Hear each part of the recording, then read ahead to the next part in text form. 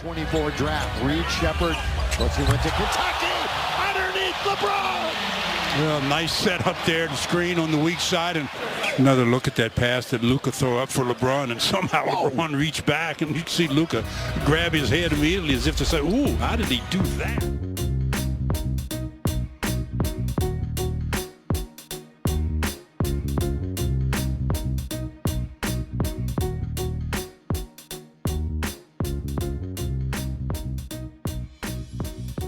Point pass from Luka. Very well executed play right there by the Lakers in the half court. Whitmore, the crossover, and he splashes it in from the corner. Listen, don't sleep on Cam Whitmore. If you're not familiar with his game, he can come out there, he can fill it up. Boy, LeBron James wasting no time. 8 straight points, 6 straight to end the first. LeBron James, boy, putting his hard hat on and goes right to the rack. And the lane is just one. Reeves. And LeBron's got 11 for the Lake Show.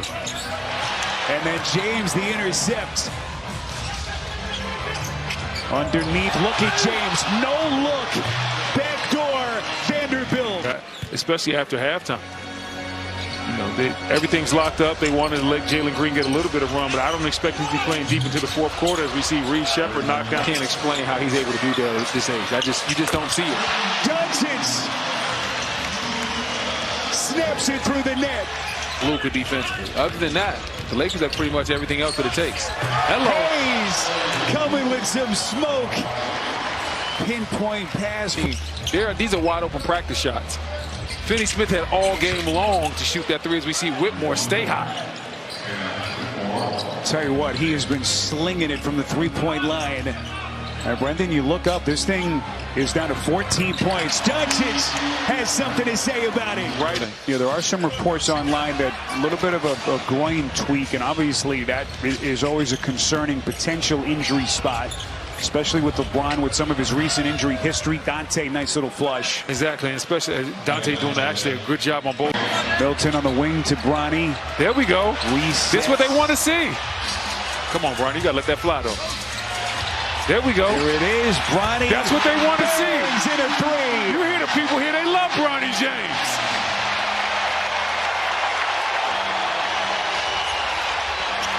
And that's the exclamation point this sellout crowd was looking for. Gets this Lakers team geared up for what's to come. The Lakers lock up the 3 seed in the West. Austin Reeves, so with this win, 50th on the season, you do secure the 3 seed for the Western Conference playoffs. I know it's been a long season, a lot has happened, but that right there is accomplishing something towards your ultimate goal. Yeah, I mean, the Western Conference is such a, competitive, every single night, doesn't matter who you play, it's always competitive, and for us to be the 3rd seed is a big accomplishment. Now we have one more Sunday, I believe.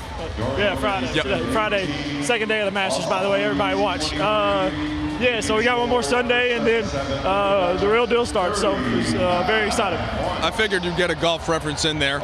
So Luka just walked by, gave you a tap on the back. Obviously, it seemed like a galvanizing moment for you guys in Texas, in Dallas, around him. What have you seen from him lately coming out of that one and into this one as you approach the postseason? I mean, him just being him. We've all been watching it since he's been in the league. He does stuff like he did tonight in Dallas a lot. So we expect him to do that. We want him to go be our best player every single night. And, he's one hell of a player. So happy to have him on our team, and that night in Dallas was huge for our team. What were you and LeBron getting into on the bench there? Seemed like you were having some fun. We were getting into it. We don't really like each other. We deal with each other just because of basketball, but other than that, friendship's not that good. But we did celebrate for a second for not being in the play-in tournament. So we battled through those days last year and the year before. Now we were, like you said, we secured that 3rd seed, so we're super excited to for the postseason. Yeah, not just avoid the play-in, but secured home court for at least one round. And you guys have been playing some good basketball in this building. Yeah, for sure. I mean, we play in the best arena in the world in front of the best fans. So anytime we, lace them up, in general, we feel good, but especially when we're here, with this crowd behind us. Thanks for the time, Austin. Yes, sir. Appreciate you. Everybody watch the Masters. A bit of an ice bath? Yes. And I just want to apologize to Kathy. Hopefully in the next 9 days, the $17,000 of damage to the carpet can get fixed. So it was about 8 ice buckets that was put on me. So, but I think it was just for our group,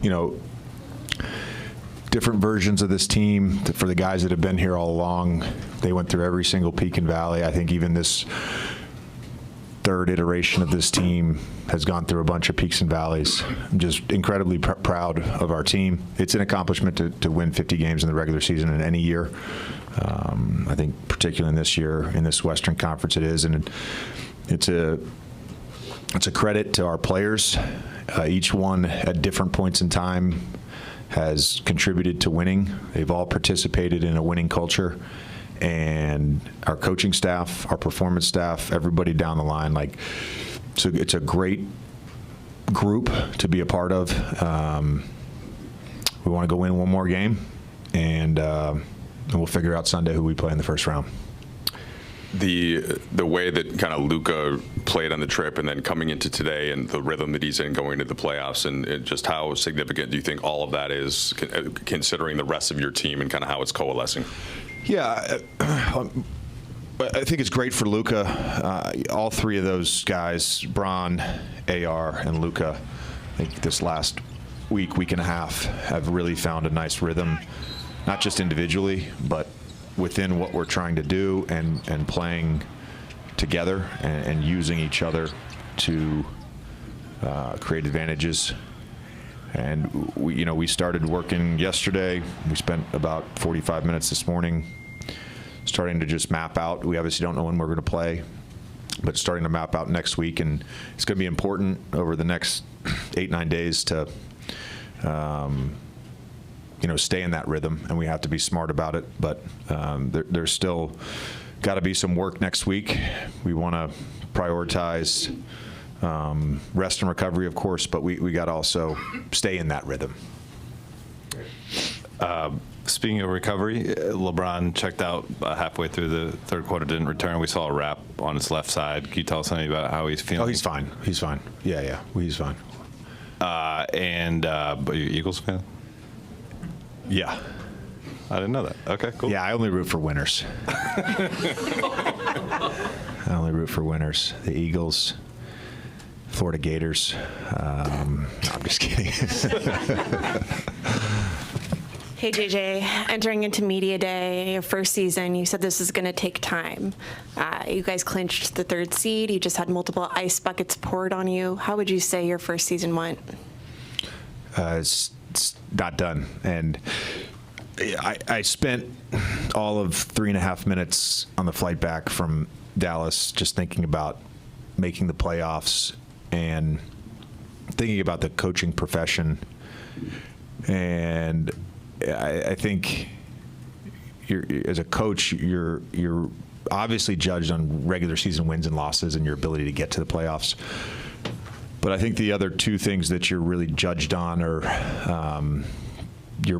the way you're able to handle the pressure of the playoffs, the adjustments, the in-game stuff. There's still so much work that we have to do, myself, our staff.